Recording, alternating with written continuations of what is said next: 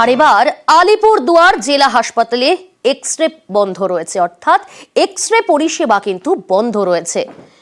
বাইরে থেকে রোগীর পরিবারকে রোগীকে এক্স-রে করাতে হচ্ছে টাকা দিয়ে।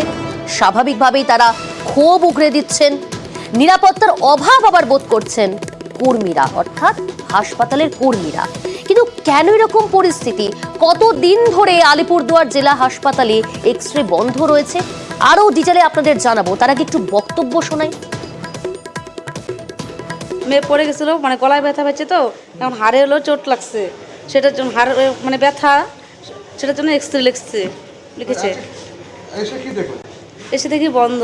তার আগের সময় ডাক্তার দেখিয়েছি, তখন লিখেছে, তখন এসে দেখে গেছি মানে বন্ধ। আমরা মনে করি গরিব মানুষ, তো আমাদের 300 টাকা রেডি করা খুবই মুশকিল।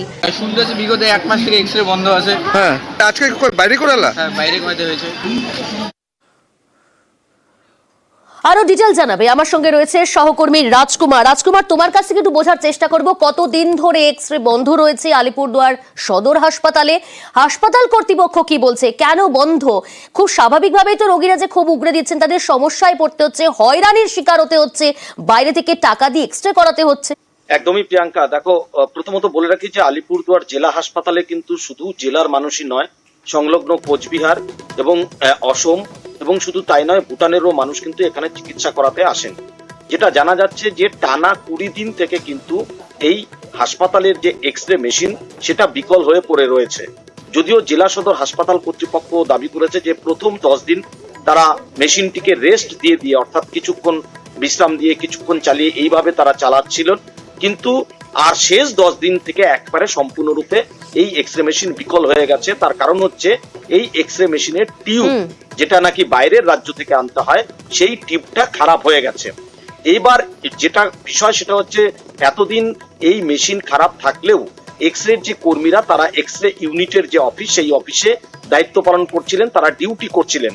কিন্তু সম্প্রতি একটা বিষয় নজরে এসছে যে মানুষ যখন এক্স-রে করাতে আসছে, তখন যারা পরিষেবা যখন পাচ্ছে না, তখন রাত বিরেতে এই এক্স-রে যে কর্মীরা, তাদেরকে কেউ মারতে উদ্যত হচ্ছে, কেউ হেনস্থা করতে উদ্যত হচ্ছে, কেউ আবার কটু কথা শোনাচ্ছে।